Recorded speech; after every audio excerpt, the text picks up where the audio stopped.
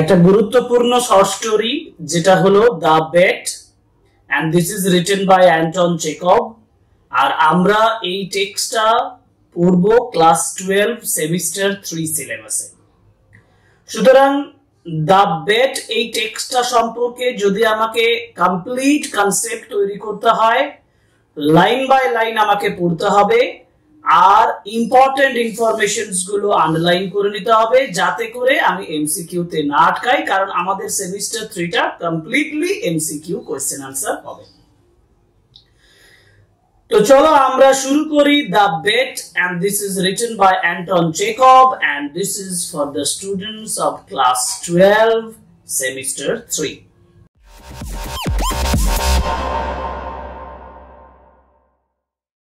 The bet, এইখানে যে নামটা বা যে টাইটেলটা আমি পাচ্ছি, দেখো এই টাইটেলটার মিনিংটা প্রথমে আমাকে একটু ভেবে নিতে হবে।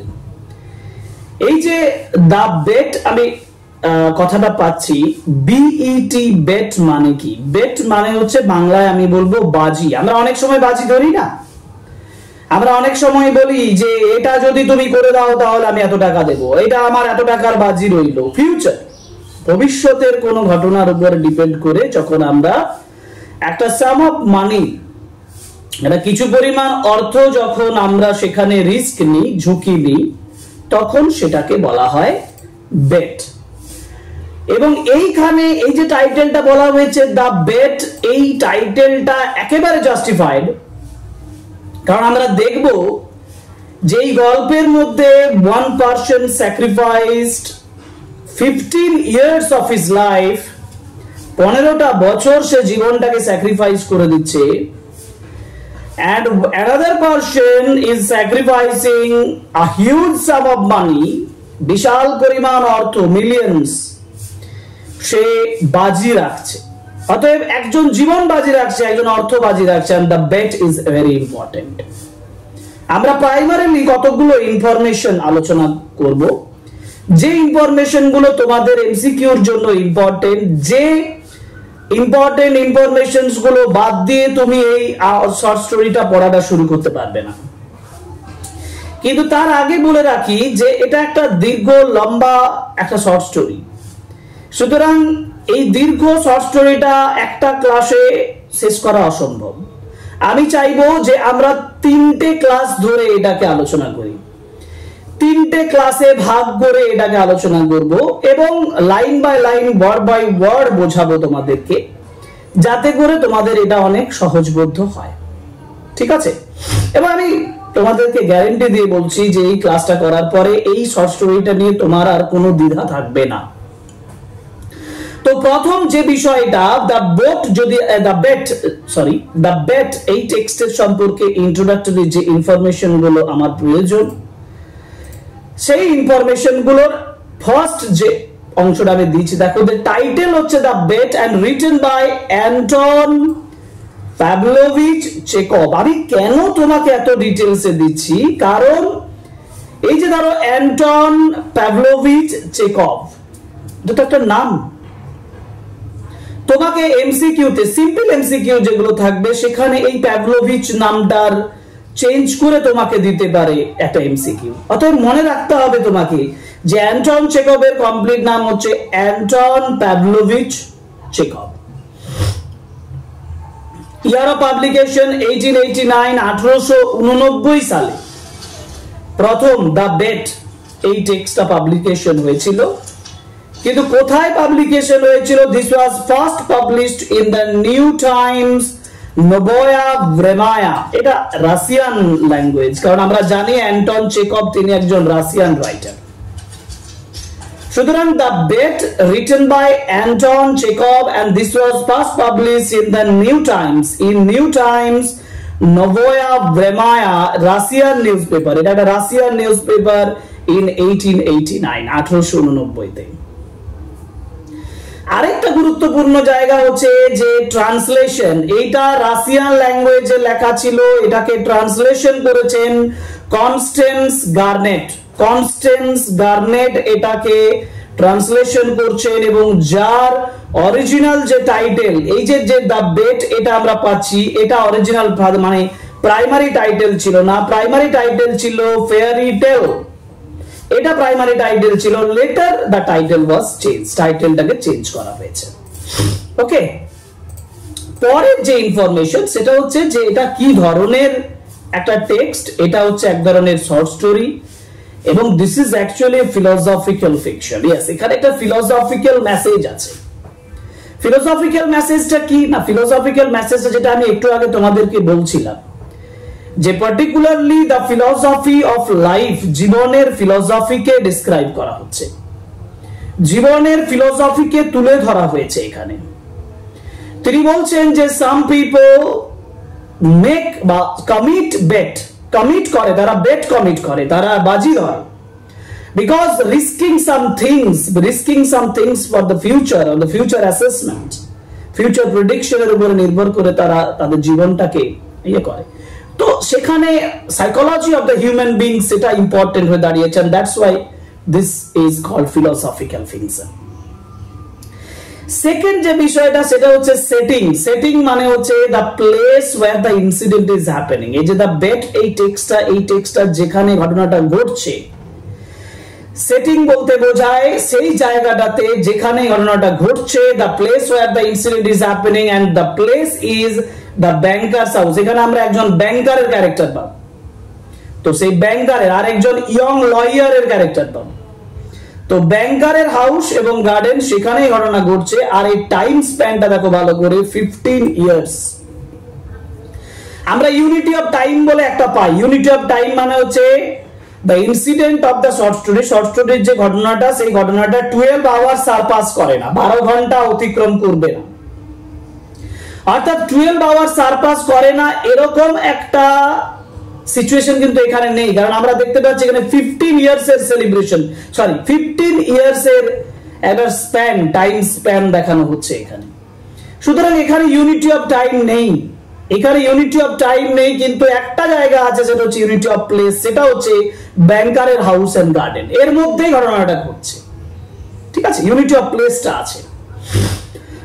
তাহলে unity of action, unity of place, যেহেতু প্লেসটা ইম্পর্টেন্ট আছে, আবার অ্যাকশনটাও কন্টিনিউয়াসলি একটা না হচ্ছে। আমি বললাম যে 15 ইয়ার্স, 15 বছর ধরে ঘটনাটা ঘটছে, কিন্তু একটাই ঘটনা ঘটছে এরকম আমি বলতে পারবো না, কারণ এখানে একটা মাঝে ঘটনার ডিভিশন ঘটছে, সেটা হচ্ছে একটা পার্টি, সেই পার্টিতে বেট হচ্ছে, বাজি হচ্ছে, তারপরে একজন মানুষের জীবনে 15 ইয়ার্স এর ডেসক্রিপশন দেওয়া হচ্ছে।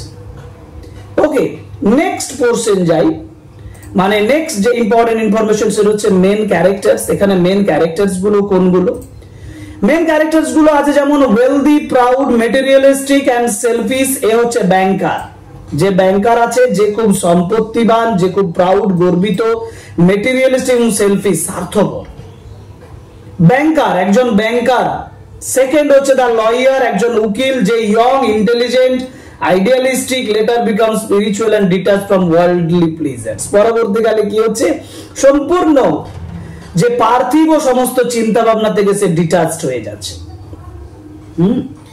এই ক্যারেক্টার গুলো আমরা পাবো। আর যেগুলো পাবো সেগুলো হচ্ছে থিম, বিষয়বস্তু পাবো, যেগুলো তোমাদেরকে এখন আমি বললেও তোমরা বুঝতে পারবে না। টেক্সটটা পড়লে তোমরা থিমস গুলো একটু জাস্ট আমি ইয়ে করে দিই, মানে রিডিং করে দিচ্ছি, টেক্সটটা শেষ হওয়ার পরে এগুলো মিলিয়ে নেবে। ফিউচারিটি অফ মেটেরিয়াল ওয়েলথ, এই যে পার্থিব যে সম্পদ, সেই সম্পদের ভবিষ্যৎ। গ্রিড অ্যান্ড প্রাইড, মানে লোভ এবং গর্ব। আইসোলেশন এন্ড হিউম্যান এন্ডিওরেন্স, একাকিত্ব এবং সহ্য শক্তি। Search for knowledge and meaning, জ্ঞান এবং অর্থের খোঁজ। and the difference between external freedom and internal freedom, বাহ্যিক স্বাধীনতা এবং অন্তর্নিহিত স্বাধীনতা, এই দুটোর তফাৎ। এগুলো সব পাবো টেক্সটটা পড়লেই, তুমি এই থিংস গুলো মেলাতে পারবে। চলো আমরা টেক্সটটা পড়ি line by line, word by word, বুঝে নিই। কিন্তু গল্পটা খুব ইন্টারেস্টিং হতে চলেছে, এটা তোমাদেরকে আমি বলতে পারি। এই গল্পটা very very interesting for you, খুবই ভালো লাগবে। গল্পের শেষে গিয়ে তোমারও একটা সাইকোলজিক্যাল ইম্প্যাক্ট তৈরি হয়ে যাবে। ওকে, সুতরাং চলো শুরু করি।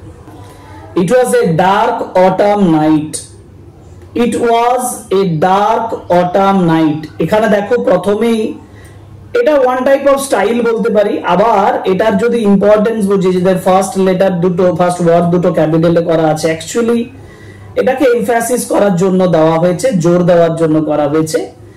ডার্ক অটাম নাইট, অন্ধকার অটাম শরতের একটা রাত্রিবেলা। The old banker was walking up and down, বৃদ্ধ ব্যাংকার আপ এন্ড ডাউন ওয়াকিং হাঁটছিল, এদিক ওদিক হাঁটছিল তার স্টাডিতে, স্টাডি মানে স্টাডি রুম, পড়াশোনার যে রুম, সেই পড়াশোনার রুমে। and remembering, এবং মনে করছিল, স্মরণ করছিল, how কিভাবে 15 years before 15 বছর আগে he had given a party one evening, একদিন সন্ধ্যাবেলায় তিনি একটা পার্টি দিয়েছিলেন। ঘটনাটা স্টার্টিং হচ্ছে 15 years later, অর্থাৎ 15 বছর পরের থেকে, যেখানে ওল্ড ব্যাংকার সে 15 বছর আগের একটা পার্টি, তার বাড়িতে যে পার্টি দিয়েছিলেন তার কথা তিনি স্মরণ করছেন। অর্থাৎ we have been given here a descriptions of an incident happened 15 years before, 15 বছর আগে ঘটে যাওয়া একটা ঘটনার ইন্ট্রোডাকশন আমাদের কাছে করা হচ্ছে। he had given one autumn evening, তাহলে given a party, একটা পার্টি দিয়েছিলেন সেই শরতের সন্ধ্যাবেলায়, মানে সন্ধ্যাবেলাতে, ইভিনিং।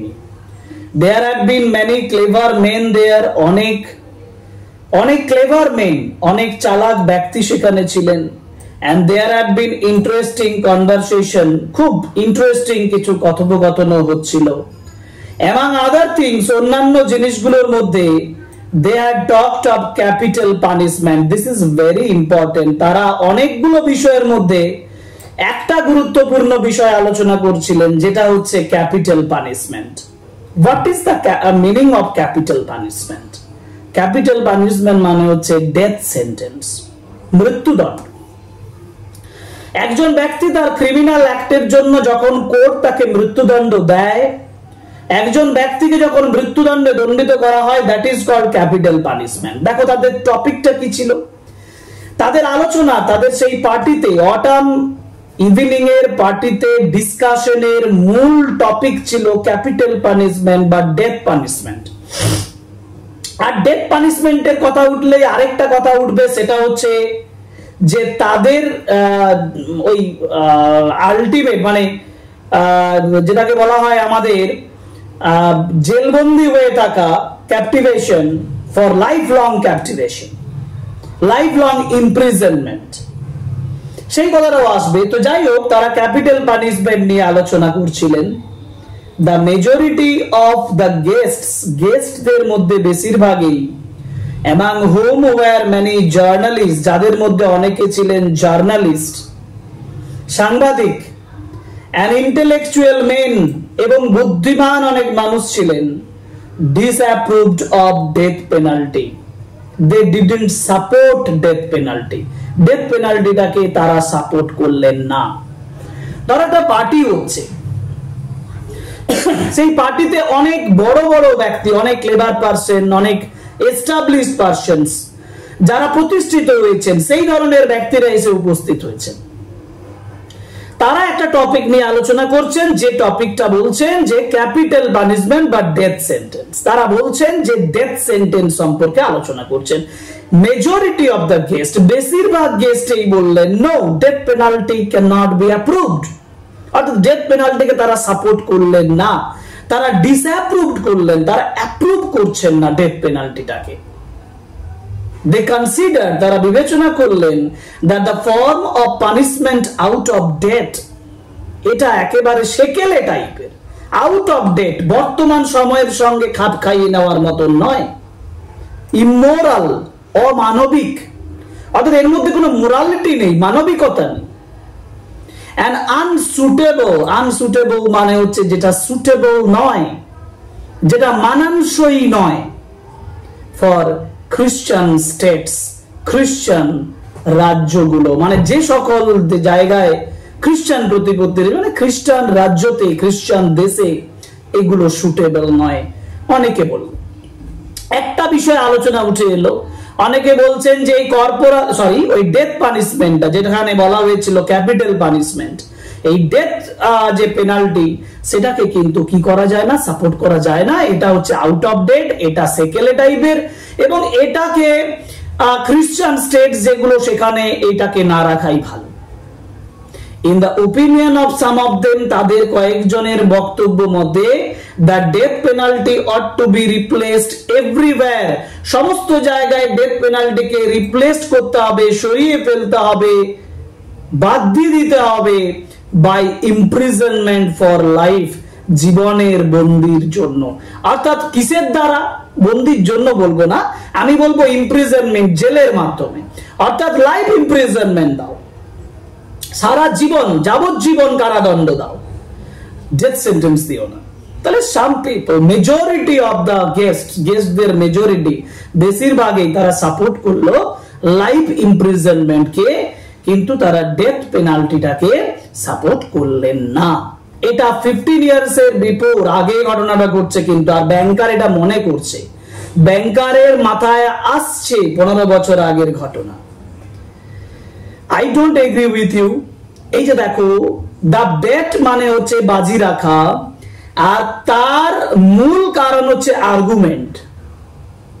কন্ট্রাস্ট ইন আর্গুমেন্ট, বক্তব্যের বৈপরীত্যই হচ্ছে কারণ হয়ে দাঁড়ায়। তো বলছে I don't agree with you, আমি তোমার সঙ্গে একমত নই। সেড দেয়ার হোস্ট দা ব্যাংকার, তো তাদের হোস্ট ব্যাংকার, হোস্ট মানে যে ওই গেস্টদেরকে আপ্যায়ন করছেন তাকে হোস্ট বলা হয়। তাহলে ব্যাংকার এটা অ্যারেঞ্জ করেছেন, banker is the host. I don't agree with you, তিনি বলছেন আমি একমত নই আপনাদের সঙ্গে। I have not tried either the death penalty or imprisonment for life. I have not tried, আমি চেষ্টা করিনি। কোনটা চেষ্টা করব না? Death penalty or imprisonment for life, but if one may judge a priori, this is important, priori মানে হচ্ছে empirical evidence। বলছে if one may judge a priori, এটা একটা ল্যাটিন টার্ম। এই প্রায়োরি কথাটা না একটা ল্যাটিন টার্ম, যেটা যখন উইদাউট এম্পাইরিক্যাল এভিডেন্স, যখন প্রমাণ যখন পাওয়া যাচ্ছে না, এই অর্থটাকে বোঝানো হয়। ওয়ান মে জাজ এ প্রায়োরি, উইদাউট এভিডেন্সে যখন কেউ একজন জাজমেন্ট দেয়। The death penalty is more moral, death পেনাল্টিটা অনেক বেশি মানবিক, অ্যান্ড মোর হিউম্যান, আরো বেশি মানবিক, than imprisonment for life, life ইমপ্রিজনমেন্টের থেকে, জীবনের যাবজ্জীবন কারাদণ্ডের থেকে এটা অনেক বেশি হিউম্যান, অনেক বেশি মানবিক। তিনি বলছেন, তাহলে ব্যাংকার বলছেন না, আমি মনে করি যে যদি উইদাউট এভিডেন্সে কোনো কাজ করতে হয়, কাউকে জাজমেন্ট দিতে হয়, তাহলে কি করতে হবে? ডেথ সেন্টেন্সটাই সব থেকে ভালো লাইফ ইমপ্রিজনমেন্টের থেকে। ক্যাপিটাল পানিশমেন্ট, তার যুক্তি কি দিচ্ছেন দেখো, যে capital punishment kills a man at once, capital punishment কি করে? একজন মানুষকে সঙ্গে সঙ্গে মেরে ফেলে। বাট লাইফ লং ইমপ্রিজনমেন্ট, কিন্তু সারা জীবন যদি তাকে ইমপ্রিজনমেন্ট নিতে হয়, কিলস হিম স্লোলি, তাকে ধীরে ধীরে মেরে ফেলে। Which executioner is the more human? Which executioner is the more human? কোন এক্সিকিউশনার, কোন হত্যাকারী ইজ মোর হিউম্যান, মানবিক হতে পারে? He who kills you in a few minutes, যে কয়েক মিনিটের মধ্যে তোমাকে মেরে ফেলে, or he who drags the life of you in the course of many years, কয়েক বছর ধরে যখন তাকে জীবন থেকে মৃত্যুর দিকে নিয়ে যায় সে। তিনি যুক্তি দিচ্ছেন, তিনি বলছেন হুইচ এক্সিকিউশনার, এক্সিকিউশন মানে হত্যাকারী। দেখো দু ক্ষেত্রে, লাইফ লং ইমপ্রিজনমেন্ট ও ডেথ, ফাইনালি তাকে ডেথ ফেস করতে হবে। আর যদি তাকে ক্যাপিটাল পানিশমেন্ট দেয়, মানে ডেথ সেন্টেন্স, তাহলে সঙ্গে সঙ্গে তাকে মৃত্যুদণ্ডে দণ্ডিত করতে হবে, মৃত্যুর মুখোমুখি হবে। তিনি বলছেন, ব্যাংকার বলছেন যে আমি মনে করি ডেথ সেন্টেন্স ইনস্ট্যান্টলি তাকে মেরে ফেলবে, এটা বেশি মানবিক না একজন মানুষকে ধীরে ধীরে ধীরে ধীরে মেরে ফেলা হবে, এটা ওই এক্সিকিউশনেরটা মানবিক। এখানে ভালো একটা প্রশ্ন করছেন যে এটা অনেক বেশি মানবিক death sentence. So he who kills you in few minutes or he drags the life out of you in the course of many years, কয়েক বছর ধরে যখন তাকে মেরে ফেলা হবে সেটা বেশি মানবিক। Both are equally immoral, দুটোই immoral, দুটোই অমানবিক। Observed one of the guests, এই গেস্টদের মধ্যে একজন বলেছিলেন, for they both have the same object, object মানে উদ্দেশ্য, aim, কারণ দুটোরই প্রধান উদ্দেশ্য একটাই, to take away life, জীবন নিয়ে নেওয়া। The state is not good, রাজ্য বা দেশ ভালো নয়। It has not the right to take away what it cannot restore when it wants to, বলছে it has not the right, এর কোনো অধিকার নেই, to take away, নিয়ে নেওয়া, এর কোনো অধিকার নেই নিয়ে নেওয়া, what it cannot restore, যেটা এ পুনরায় ফিরিয়ে দিতে পারবে না, restore মানে পুনরায় ফিরিয়ে দেওয়া, যেটা এ পুনরায় ফিরিয়ে দিতে পারবে না when it wants to, যখন সে চাইবে। অর্থাৎ এমন কিছু একটা নিয়ে নেওয়া উচিত নয় যেটা সে আর ফেরত দিতে পারবে না যদি সে চায়। অর্থাৎ এখানে আরেকটা যুক্তি কারা করেছে যে স্টেট ইজ নট গুড, এই বক্তব্যটা এই এটা ভালো না। স্টেট বলতে এস ক্যাপিটাল করা আছে, এই দেশ বা এই রাজ্য ঠিক নয়। কেন? কারণ যে কোনো কিছু মানে কেড়ে নেওয়া উচিত নয় যদি সেটা সে ফেরত দিতে না পারে, যেটা সে ফেরত দিতে পারবে না। among the guests, এখন এই আলোচনার মধ্যে among the guestদের মধ্যে was a young lawyer, একজন young lawyer ছিলেন, একজন যুবক লয়ার ছিলেন, বুঝেছো? a young man of 5 and 20, ভালো করে দেখো 5 and 20 মানে 25, মানে 25 বছর বয়সী একজন young lawyer, যুবক লয়ার উকিল ছিলেন যে 25 বছর বয়সী ছিলেন। when he was, এবার দেখো পরের পাতা, when he was asked, যখন তাকে জিজ্ঞেস করা হলো his opinion, তার বক্তব্যটা, he said, সে বলেছিল, the death sentence and the life sentence are equally immoral, এটা মানবিক নয়, দুটোই ইকুয়ালি মানবিক নয়। ডেথ সেন্টেন্স মানে মৃত্যুদণ্ডই দেন বা লাইফ সেন্টেন্সই দেন আর যাবজ্জীবন কারাদণ্ডই দেন, এই দুটো কিন্তু সমানভাবে immoral, মানে not moral, but কিন্তু if I had to choose between the death penalty, কিন্তু আমাকে যদি পছন্দ করতে হয় death penalty and the imprisonment for life, জীবনের ইমপ্রিজনমেন্টের জন্য বা ডেথ পেনাল্টির জন্য, I would certainly choose, আমি পছন্দ করব the second। অর্থাৎ দুটো জিনিসের কথা বলেছেন, দেখো ডেথ পেনাল্টি একটা আর একটা হচ্ছে imprisonment of life, I would certainly choose the second.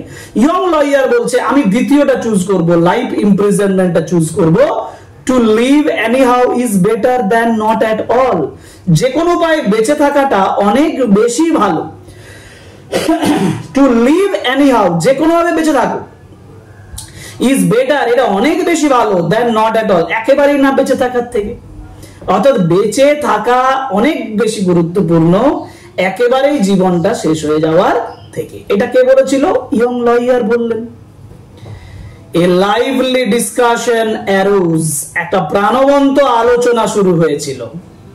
The banker, ওই যে banker who was younger and more nervous in those days, সেই সকল দিনে যে খুব যুবক ছিলেন, ব্যাংকার খুব ইয়ঙ্গার ছিলেন, যুবক ছিলেন, ভেরি নার্ভাস ছিলেন, was suddenly carried away by excitement, যখন তিনি হঠাৎ উত্তেজিত হয়ে বলে ফেললেন, he struck the table with his fist, fist মানে মুঠি, হাতে মুঠি দিয়ে টেবিলের উপরে আঘাত করে বলেছিলেন, and shouted at the young man, সেই যুবকটার দিকে চিৎকার করে বলেছিলেন, it is not true, এটা সঠিক নয়, I will bet you 2 million, আমি 2 মিলিয়ন বাজি রাখছি, I will bet 2 million, important 2 million, you would not stay in solitary confinement for 5 years, তুমি 5 বছর, solitary confinement মানে হচ্ছে একা এক জায়গায় বন্দী থাকা, solitary confinement, তুমি এক জায়গায় একা বন্দী থাকতে পারবেন না, মানে আপনি 5 বছর solitary confinement-এ থাকতে পারবেন না।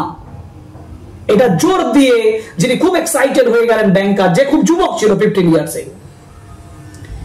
If you mean that in earnest, আপনি যদি এতটাই জোর দিয়ে বলেন, if you mean that in earnest, if you say it so earnestly, যদি আপনি এত দৃঢ়ভাবে বলে থাকেন, said the young man, যুবকটি বলেছিলেন, I will take the bet. Bet মানে হচ্ছে যে রিস্ক of amount, আমি বাজি রাখছি, but I would stay not 5 but 15 years. সে আবার অনেকটা এগিয়ে দিল, আমি 5 বছর নয়, আমি 15 বছর থাকবো। দেখো দুটোর মধ্যে, দুই ব্যক্তির মধ্যে যেটা কাজ করছে, ফার্স্ট ওয়ান তার মধ্যে কাজ করছে যে প্রাইড অফ ওয়েলথ, দ্বিতীয় ব্যক্তির মধ্যে যেটা কাজ করছে সেটা হচ্ছে ইগো। কারণ সে এই কথাটাকে, তার বক্তব্যটাকে এস্টাবলিশ করার জন্য 5 ইয়ার্স এর জায়গায় 15 ইয়ার্সে নিয়ে গেল। ইয়ং লয়ার বলছে আমি 5 বছর নয়, আমি 15 বছর, আমি 15 ইয়ার্স থাকবো সলিটারি কনফাইনমেন্টে। সলিটারি মানে একাকী, বন্দী ভাবে থাকবো। আর ব্যাংকার, যে ইয়ং ব্যাংকার, সে বলছে যে আই উইল বেট 2 মিলিয়ন, আমি 2 মিলিয়ন বেট রাখছি এর জন্য। 15 ডান, সে বলছে ক্রাই এট দ্য ব্যাংকার, ব্যাংকার চিৎকার করে হচ্ছিল 15 ডান, ঠিক আছে। Cry at the banker, gentleman I stake 2 million, আমি বাজি রাখছি, I take the risk. Stake মানে রিস্ক নেওয়া, আমি ঝুঁকি নিচ্ছি। I stake 2 million, 2 মিলিয়ন আমি কি করছি এখানে, বাজি ধরছি যে 2 মিলিয়ন, 1 মিলিয়ন মিনস 10 লাখ, অর্থাৎ 20 লাখ, এবং রাশিয়ান মুদ্রায় 20 লাখ রাশিয়ান মুদ্রায়, মানে এরকম নয় 20 লাখ রাশিয়ার যে মুদ্রা, সেই মুদ্রাটা আমার এখন মনে পড়ছে না, যাই হোক ওই মুদ্রাতে 2 মিলিয়ন মানে হিউজ অ্যামাউন্ট অফ মানি। সেই স্টেক 2 মিলিয়ন্স, অর্থাৎ একটা হিউজ অ্যামাউন্ট অফ মানি, কারণ সে খুব ওয়েলদি ছিল এবং খুব প্রাউড ছিল।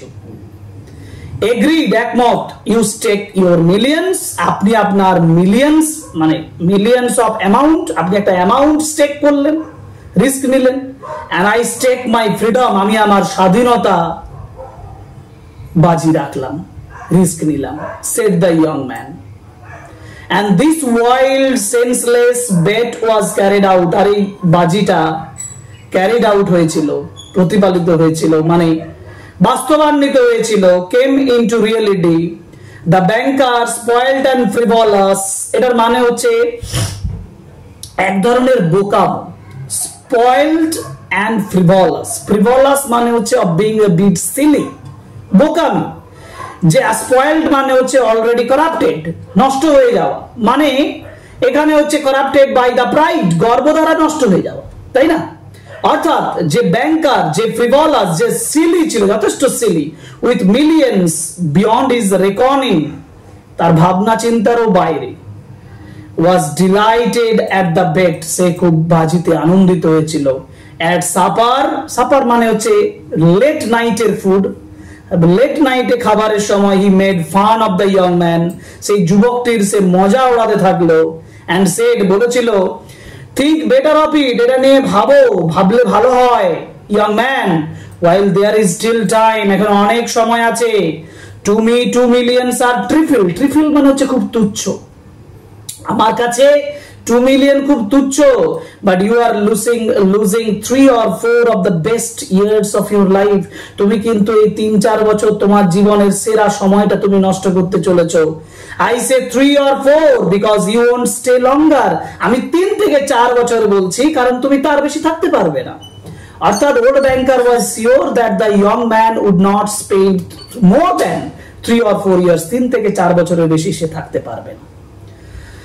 Don't forget either, ভুলে যেও না, you unhappy man, that voluntary confinement is a great deal harder to bear than compulsory. ভালোভাবে দেখো, voluntary confinement মানে হচ্ছে ক্ষণিক সময়ের জন্য, যখন তুমি কন্টিনিউ করতে পারবে না, যখন তুমি কনফাইনমেন্ট থেকে দূরে নিয়ে আসবে।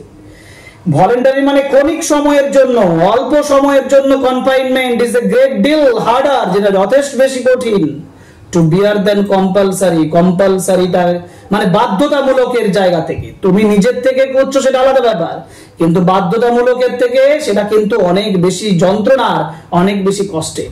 মানে তিনি বোঝাতে চাইছেন যে তুমি নিজের থেকে এটা নিচ্ছ, ভলেন্টারি কনফাইনমেন্ট তুমি নিচ্ছ, তোমাকে কম্পালসারিলি কেউ করছে না, কিন্তু কম্পালসারি কনফাইনমেন্টটা অনেক বেশি কষ্ট কম। কেন? বিকজ সেখানে তোমাকে জোর দিয়ে করানো হচ্ছে, তুমি বাধ্য সেটা করতে।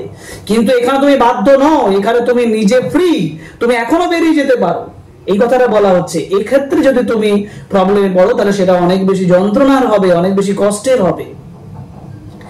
The thought that you have the right to step out in liberty, তুমি এখান থেকে বেরিয়ে আসার যে ভাবনাটা তোমার স্বাধীনতা রয়েছে তোমার মধ্যে, at any moment, যে কোনো মুহূর্তে will poison your whole existence in prison। যে কোনো টাইমে তুমি বেরিয়ে আসো তাহলে তোমার ওই প্রিজনের যে এক্সিস্টেন্সটা সেটা তোমাকে কি করে ফেলবে? নষ্ট করে ফেলবে। and I am sorry for you, আমি তোমার জন্য খুব দুঃখিত। and now the banker walking to and fro remember all these, এইগুলোই ব্যাংকার মনে করছিল and asked himself, এবং নিজেকে জিজ্ঞেস করছিল। আমরা এখান থেকে স্টার্ট করব পরের দিন। আজকে এই পর্যন্তই ক্লাসটা করলাম, ছোট ছোট করে 3টে ক্লাসে সম্পূর্ণ আলোচনাটা সারবো। সম্পূর্ণ 3টে ক্লাসের মাধ্যমে ডিসকাশনটা কন্টিনিউ হবে। যেমন আজকে আমি এখানে তাদের বেট পর্যন্ত আলোচনা করলাম, যেখানে they had decided, the young lawyer has already decided to take the bet, to stake his freedom, and the banker took the stake of his millions of amount, means property or wealth.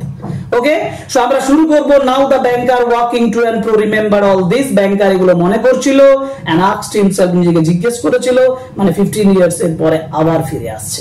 Okay, so পরের দিন পরের ক্লাসে আবার দেখা হবে। আজকের এই ক্লাসটা এখানেই শেষ করছি, কিন্তু শেষ করার সময় আবার অন্যান্য ক্লাসের মধ্যে রিকোয়েস্ট করব, please subscribe the channel, like, comment and share our videos. Thank you very much, goodbye, see you in our next class on the second part of the bet.